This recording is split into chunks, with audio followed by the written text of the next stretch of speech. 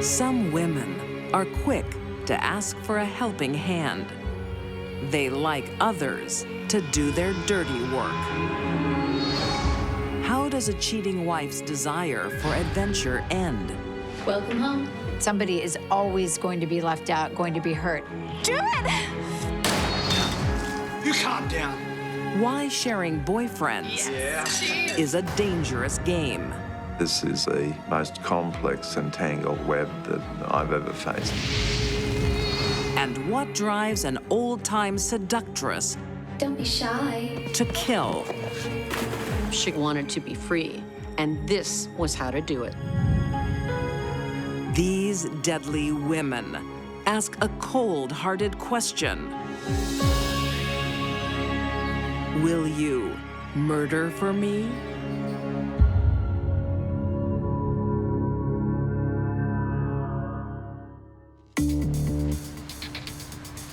Not many teens are bold enough to travel cross-country on a whim. But 18-year-old Monique Wheeler is different. Monique was outgoing, loved being the center of attention. For Monique, every day has to be a new adventure. In 1999, it's a romantic rendezvous she arranges online.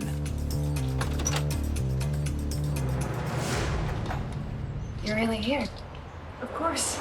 She went from the East Coast to the West Coast to be with a woman that she'd only known for a couple of weeks. Very impulsive, very high risk.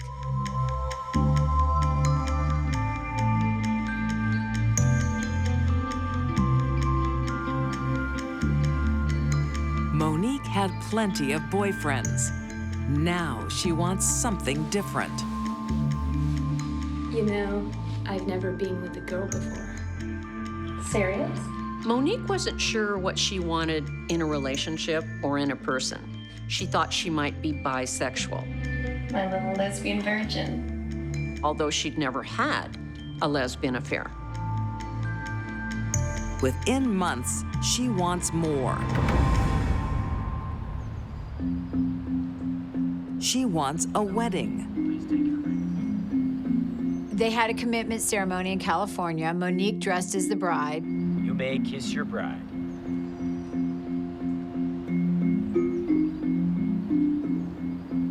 But just months after tying the knot, Monique is already looking for new excitement Hardly champagne, but congratulations. and finds it in Paul Berkeley. Paul was your all-American guy. He was a soldier. He was a man's man. Paul, where's your bathroom? Just down the hall. Just as quickly as Monique walked down the aisle, she walks into Paul's arms. Monique ended up going back to Paul's and having a relationship with him. Is this what you like? Oh, yeah. She was a young woman who made very impulsive decisions, especially when it came to her love life. Soon, she wants to swap her wife for a husband. What about your wife? I guess I'll just have to tell her that I met someone else. Monique had a very romanticized idea of relationships that was very childish. For Monique, a relationship isn't good enough. It has to be marriage. Okay. She marries Paul, and they move to Raleigh, North Carolina, where he has a ready-made family.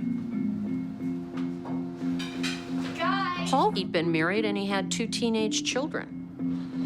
pancakes are ready.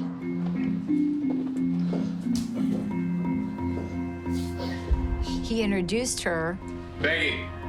and they liked her. They thought she was a stable influence on their father. These are really good, Monique. For 4 years, Monique is happy to play the part of devoted wife and mother.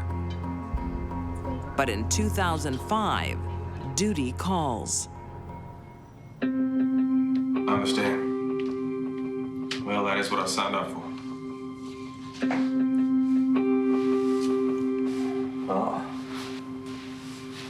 I'm off to the Middle East. No, you can't. He was a naval reservist, so when he was called to the Middle East, he had a tour of duty over there, and he had to leave his family behind. What am I meant to do without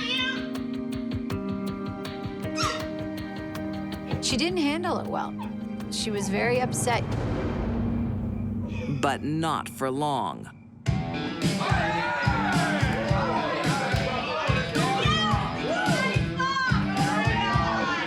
At 26, Monique has a lot in common with her stepchildren and their friends.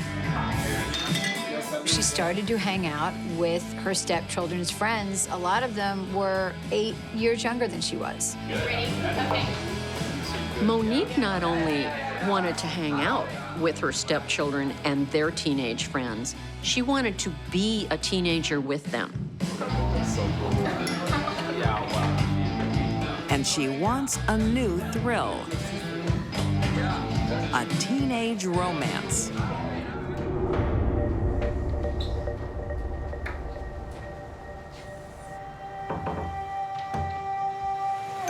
"18-year-old Andrew Canty can't believe his luck.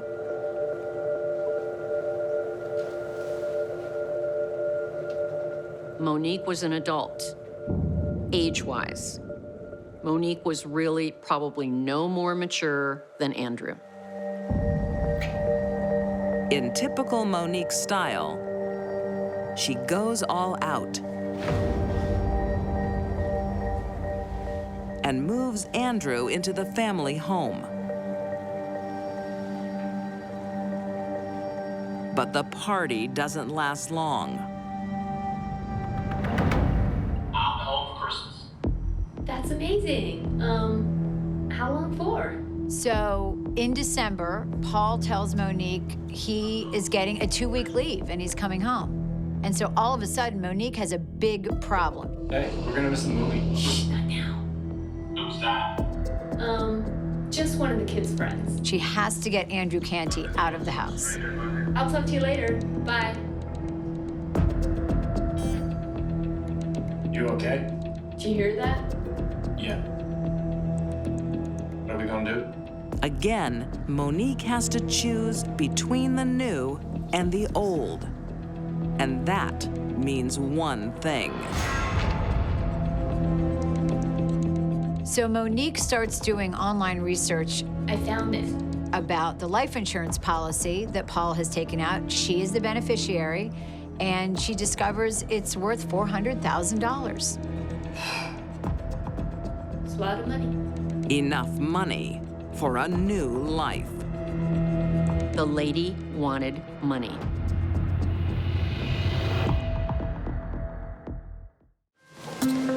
December 18th, 2005. Navy reservist Paul Berkeley arrives home from the Middle East. Welcome home. He's eager to get reacquainted with his young wife, Monique.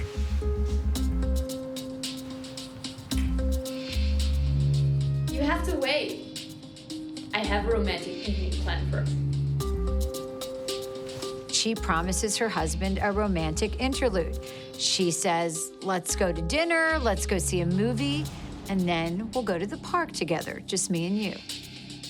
What are you up to? You'll have to wait and see. Now go get ready. Go get ready. So she packs a picnic basket, and in it, she's got wine, candles, blankets, strawberries, and condoms. It's an odd date.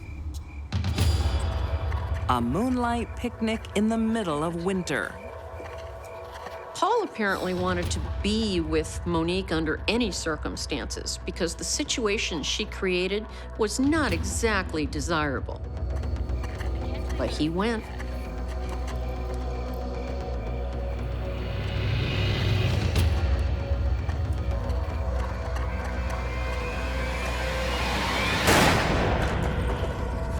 Paul was shot point blank in the back of the head with a .45 caliber semi-automatic pistol. This was a surprise attack.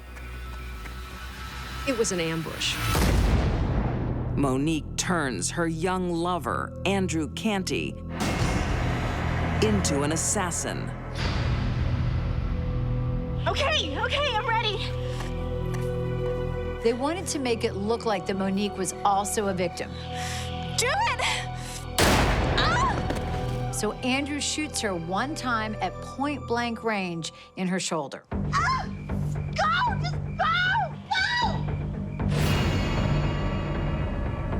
Monique was very confident in everything she decided to do, and that included having herself shot. Monique calls 911 while her husband clings to life. He was unconscious. The blood was draining into the back of his throat. I've just been shot, and my husband... Listening to Monique on the 911 tape tells you the panic in her voice was real. She hadn't anticipated it was going to be this difficult to listen to somebody die. Okay. It's very easy to plan a murder. It's very hard to carry one out.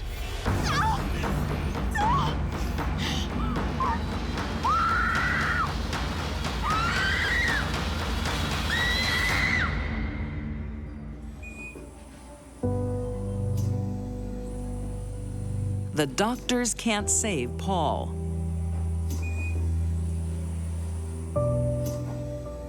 The family gathers to say their final farewells. Monique plays the weeping widow, believing her plan has worked perfectly. Here, she has basically orchestrated her husband's murder, and now she's at his deathbed, holding his hand, while his son is holding the other hand.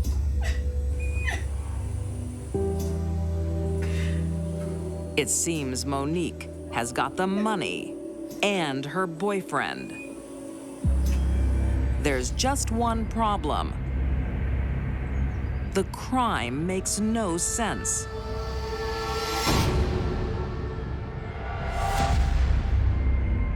There's something here that doesn't add up. It doesn't appear to be a random crime, and the most important thing is, what married couple is going to go to a park in the middle of the night when it's cold, dark, and wet? That is an inconsistency in a story. That part makes you sit up and take notice. Somebody wasn't telling the truth. Anyone know you were going to the park? The police have a lot of questions for Monique.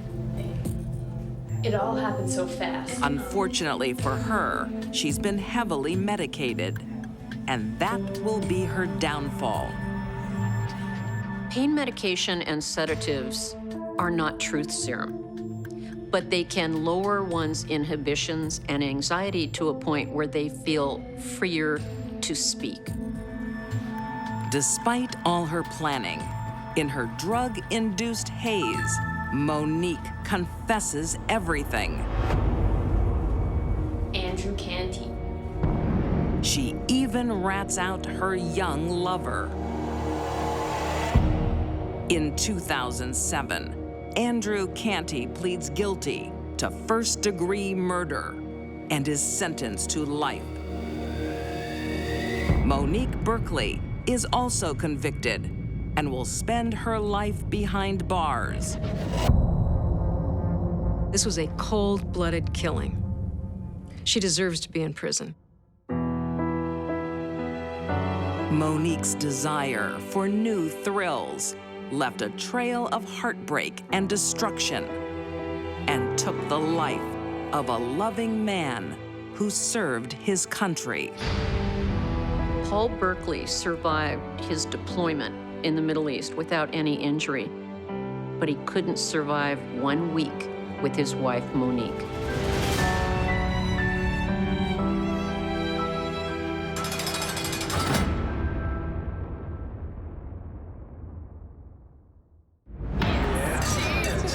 When girlfriends swap exes, You calm down. This is the most complex and tangled web that I've ever faced. A fuse is lit. A resentment began to boil inside her. And a friendship goes up in flames. People don't get over betrayal.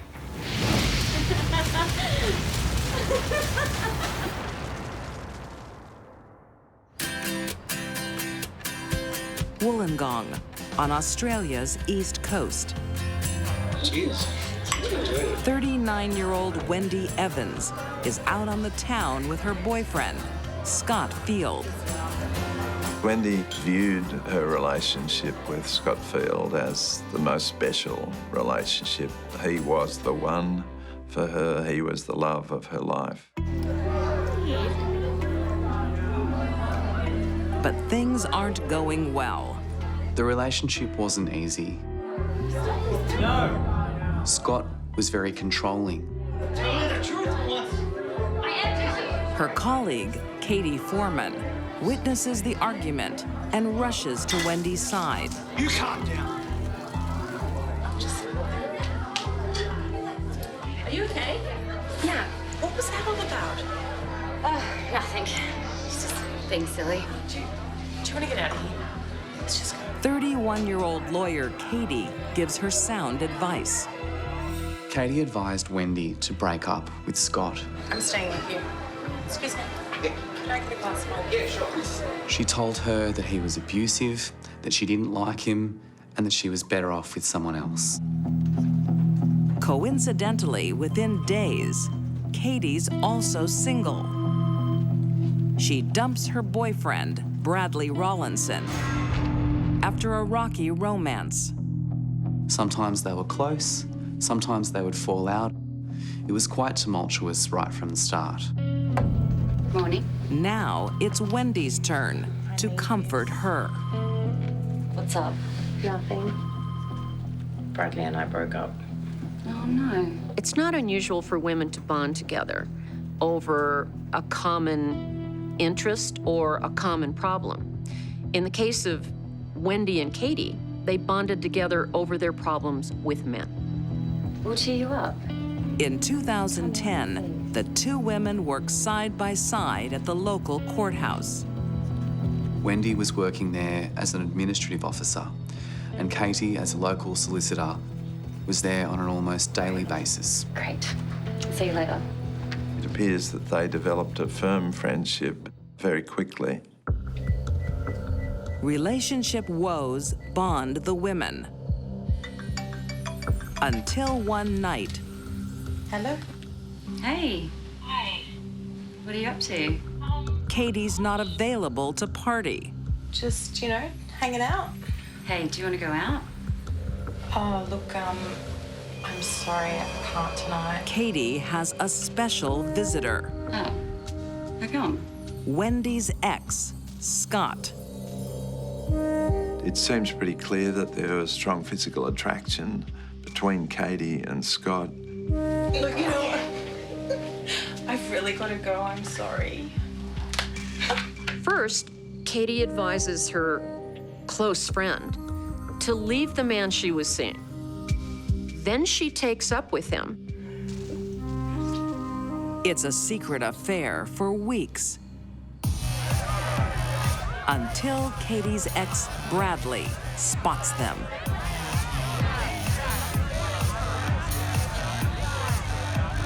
Bradley Rawlinson was furious. Excuse me, can I just have a word with her?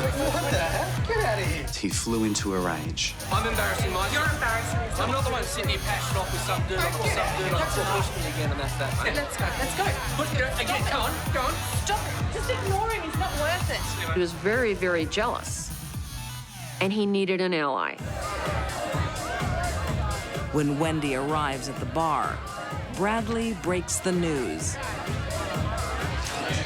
Hey. Hey. Have you seen Kate? Yes. She just left with your guy. My guy? Scott. Scott. Wendy was incensed. She was outraged. I don't think the feelings she had for Scott ever really left her. You cow. When Wendy found out, I can't believe she did that. must have felt like an incredible betrayal. And people don't get over betrayal. I trusted her. Wendy and Bradley don't just want to bond with each other. They want revenge. There was no way this was going to have a happy ending.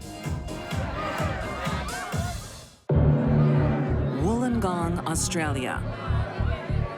When 31-year-old lawyer Katie Foreman hooks up with Scott Field, a friendship blows up. You're embarrassing yourself. I'm not the one sitting here passing off with some idiot. Get out of here. That's enough. Stop. I trusted her. Wendy Evans should just walk away from her old flame, but she can't. Sharing partners can be tricky. It can stir up a lot of emotions people didn't even know they had. She decides to give Katie a taste of her own medicine with Katie's ex, Bradley Rawlinson. Their relationship became sexual, and Wendy, by all accounts, was completely smitten. Now Wendy and Bradley plot their revenge. Sure you're gonna be all right with this? With the assistance of career criminal Bernard Spicer. Here's half. He would be paid $3,000. You get the rest when it's done. They plan every aspect. So we getting in. She still trusts me. And they want Katie to suffer. They purchased petrol at one petrol station. They went to a separate petrol station to purchase the firelighters. What time is it? On the night of October 27th, 2011, Wendy and Bernard arrive at Katie's home. Bradley's absent. He makes sure he has an alibi. Wendy had the keys. She opened the door. The room was up the stairs, so they both went up. It's 2:20 a.m. Katie Foreman is sound asleep in her bed.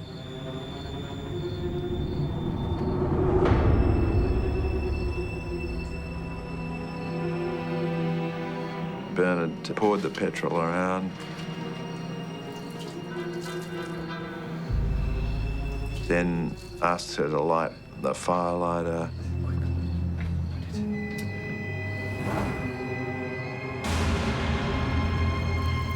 An enormous blaze quickly occurred.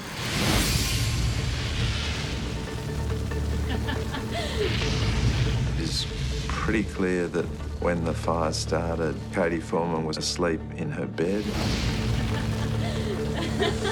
As Wendy and Bernard leave the roaring blaze, neighbors hear a woman giggling.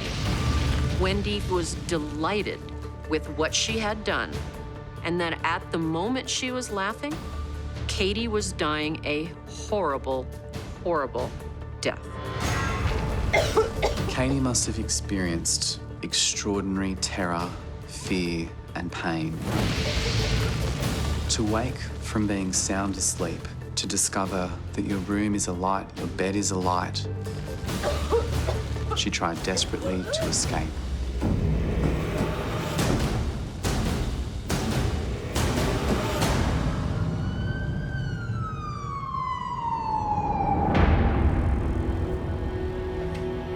Emergency services arrive, but it's too late. She was found just outside the doorway of the room. The cause of death was a combination of enormous heat and suffocation by breathing in fumes. A talented young lawyer's life taken by insane jealousy. Katie's got her man. It was all Katie's fault, as Wendy saw it. and as Bradley was telling her to see it. But the sad truth is, Katie and Scott had split up weeks earlier. It was nothing more than a very brief fling. Investigators soon discover it's a sloppy crime scene. Wendy dropped 2 of the house keys to Katie's home.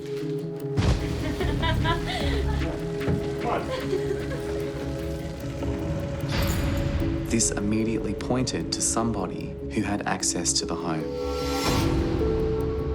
All eyes turned to Katie's ex, Bradley. Bradley Rawlinson ensured that he had a watertight alibi. He was nowhere near the murder scene when it occurred. But he's left a digital trail. The police discovered dozens of incriminating text messages to Wendy. Conversations back and forth in which they discussed the case and discussed the murder were picked up by police, and they were damning evidence at the trial. Apparently it went over Bradley's head that the police would be looking at all the text messages and figure out exactly what happened and who was behind it. And the most damaging message of all. On the day of the murder, Bradley sent Katie a text saying, "I love you, you're everything to me." This, I think, shows just how manipulative and even sociopathic Bradley Rawlinson actually was. In 2014, Bradley Rawlinson is found guilty of murder and receives a minimum of 27 years behind bars. Bradley was pulling everybody's strings. He set up Katie to be murdered by Wendy. The hired help, Bernard Spicer, also guilty of murder and sentenced to a minimum of 24 years. This is perhaps the most complex and tangled web that I've ever faced. Wendy Evans pleads guilty to murder and receives 24 years in prison with a minimum of 18. This was a murder motivated by jealousy and revenge, and that's a story as old as time. Wendy was involved with every aspect of this crime. Wendy is a deadly, deadly woman.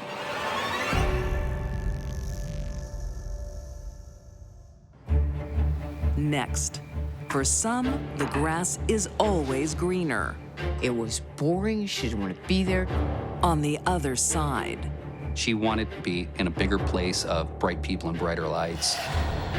And they'll do whatever it takes. Don't be shy. To get there. She wanted to be free, and this was how to do it.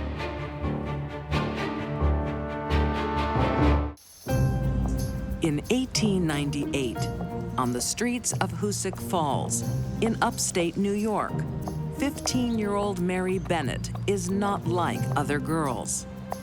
Mary was definitely very eccentric. She was the point of ridicule for many people. Because she acted differently, she was a different kind of soul. Stop it! Stop it! She was her own person. She did what she wanted. Hey, get away from her! Move! When local farmhand, 27-year-old Marcus Rogers, comes to her rescue, he instantly falls for the teenage beauty. Here, let me escort you, in case they come back. Oh, thank you. Mary Nobody's Rogers was a lovely woman, a striking appearance. He just thought the world revolved around her, and he wanted to give her everything that he could. And that suits Mary. Before her 16th birthday, they marry and move to a farm. I know it's not much. But it's ours, and that's all that matters. We'll make it look like a palace. Meeting this man 12 years her senior who had a job, she thought that that was the ticket out. Mary, Yes, I love you. I love you too. Marcus was a kind and gentle man, but he wasn't very smart and he certainly wasn't smart about people. In the spring of 1901, the young bride becomes a young mother. A daughter, Helen. But Mary's maternal instinct doesn't kick in. She was just too immature to handle it and too selfish to care. Will you be quiet? When baby Helen is just 6 months old, there is a tragic accident. Help me! Mary came running out of the house, screaming to the neighbors that her daughter was dead. Mary had dropped the baby on the ground. She was deceased. I highly doubt that Mary dropped her daughter. She probably threw her.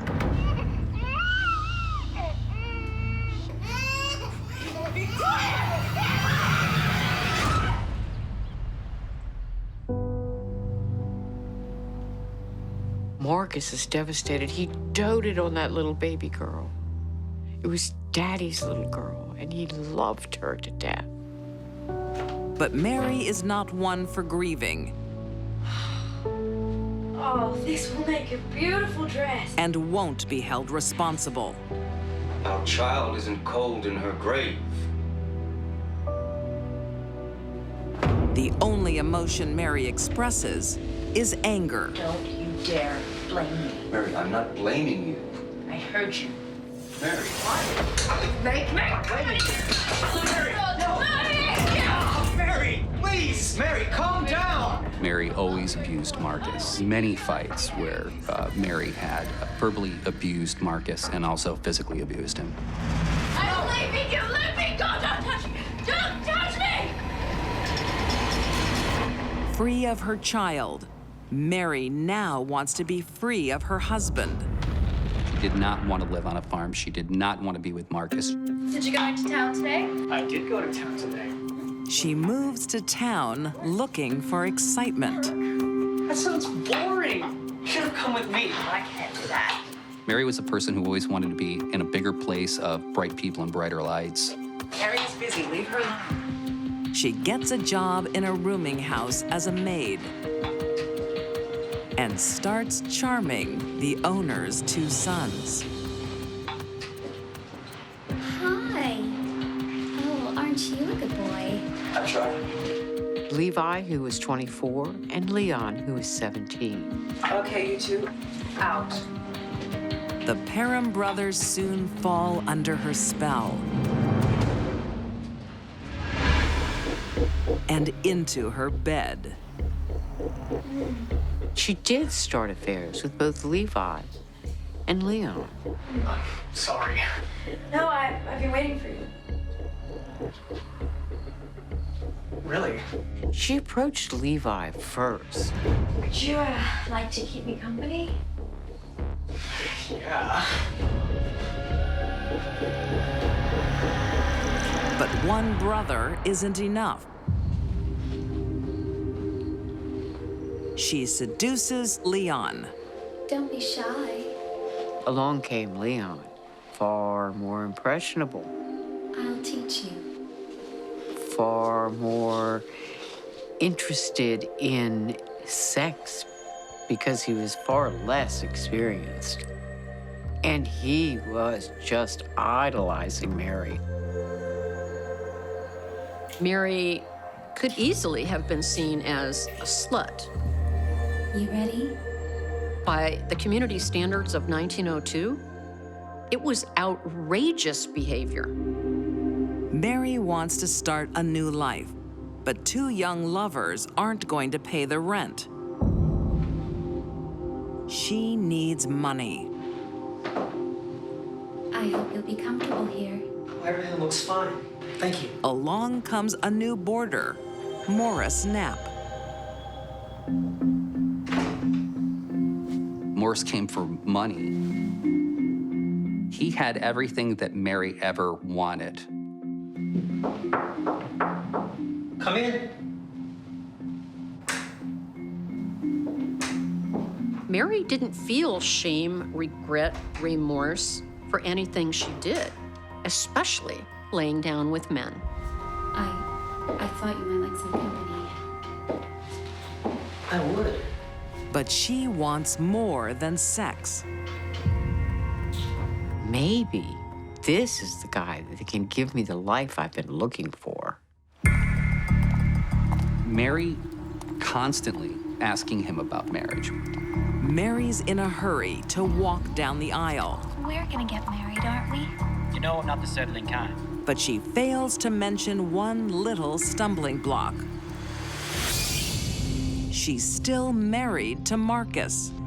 When people asked her who Marcus was who came to visit her, she said, "Oh, that's my brother."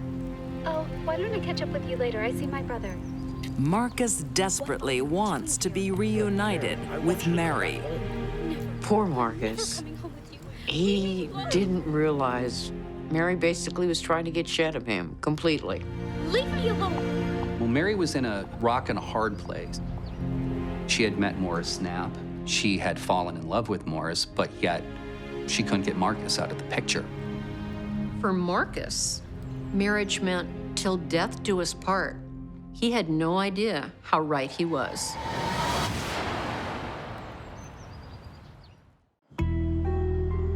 Bennington, Vermont, in 1902. Mary Rogers has 3 lovers. Now she's paying the price. Mary found herself pregnant. She had no clue who the father was. It could have been one of the Pirhams. It could have been Morris Knapp. But she knows who she wants to be with. Morris Knapp, to win him over and get him to marry her and give her baby a father. But Mary's still married to Marcus.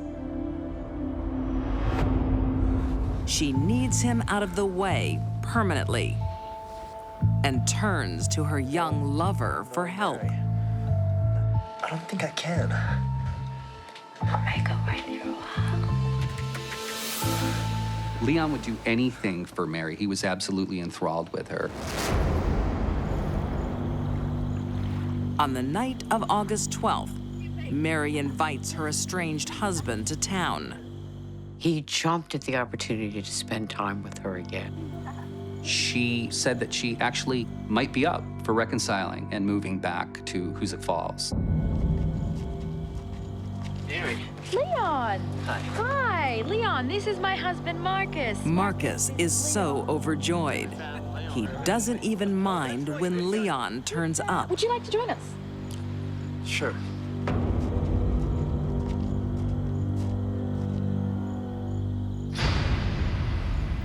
Marcus had his head in Mary's lap, and she was stroking his hair and stroking his head, telling him how much she loved him and how it would be wonderful to start over again.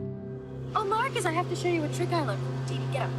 Mary suggests they perform a rope trick, made famous by the legendary magician of the day, Houdini. Sure. Marcus, of course, laughed about it, and he was completely game. Mary was able to lull Marcus into a false sense of security about the rope trick. So Leon started to tie Marcus's hands behind his back. While he was doing this, Mary removed the chloroform from her bosom with the handkerchief. Hey, sweetheart.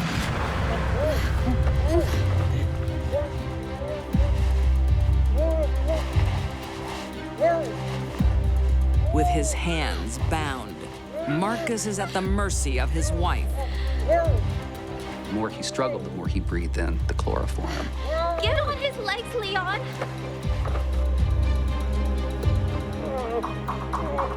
It was a matter of moments later, Marcus was dead.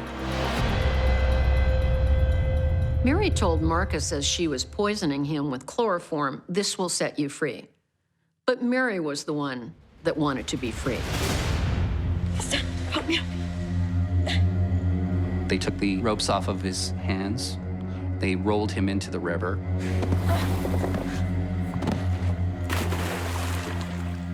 Now Mary adds her finishing touch, making the murder look like a suicide. The suicide note said he had taken his life because he just couldn't deal with life anymore. And he wrote a final wish, Mary, I hope you're happy. I'd like to cash this, please. Just 24 hours later, Mary makes her next move, on the money. Marcus had only been dead maybe a day when Mary was already at the Metropolitan Insurance Company trying to collect. One characteristic of a psychopath is they are either unwilling or unable to put off long-term gain in favor of the immediate quick fix. That's why Mary tried to get the life insurance the next day. I'm sorry, ma'am. There is a police investigation on this case. I can't cash this. An autopsy finds no water in Marcus's lungs. What are you talking about? I'm sorry, ma'am. There's nothing I can do. The police suspect foul play. And Mary's power over men starts to unravel. An inquest was done. At the inquest, Leon Pyram broke down and admitted everything. Leon told the authorities that he just doesn't know why he did it. He can't make sense of it. But he just couldn't stand that look in Mary's eyes when she was disappointed in him. Leon Pyram is convicted of first-degree murder and sentenced to life in prison. As the mastermind, Mary is sentenced to death by hanging. In 1905, she goes to the gallows. Her attempt to murder her way to a better life ends in her death. If Mary had spent the same amount of time educating herself and improving her situation as she did in the sack with men, she might have had a good life. But that wouldn't have been any fun.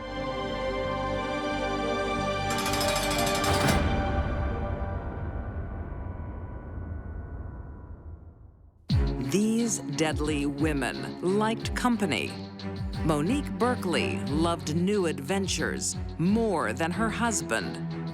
Wendy Evans put a match to her former friend. And Mary Rogers wanted a wealthy lover, not life on the farm.